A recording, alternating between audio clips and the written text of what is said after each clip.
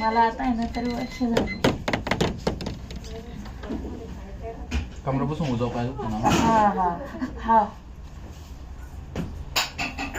तुमच्या कमरामध्ये इथं 4-5 अंकी गॅप पडलेले आहे. आता इथली ती गॅप पडून भरपूर दिवस झाले. याची गादी फाडून बाहेर आली, इनाच जपली गेली. इथून थोडं सर्क्युलेशन कमरापासून उजव पाहायला होत नाही. कमरापासून उजव पाय दुखतो, जड पडतो, रग लागते, कळ लागते. याला साईड प्रॉब्लेम.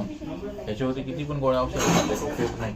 याला तेच ब्रिक सेट करणं, गादी टेबलला आली म्हणतात क्लिअर होतं. पण हा प्रॉब्लेम होतो उषा 2-2 घेणं, वाकून 15 ते 20 किलोचे वाकून काम करणं, वजन उचलणं, कमराला झटका बसणं, कमरावर पडणं, पाय लपटणं, 15 ते 20 किलोचे पुढं वाकून परत वजन उचलणं, त्यांनी हा प्रकार वाढतो.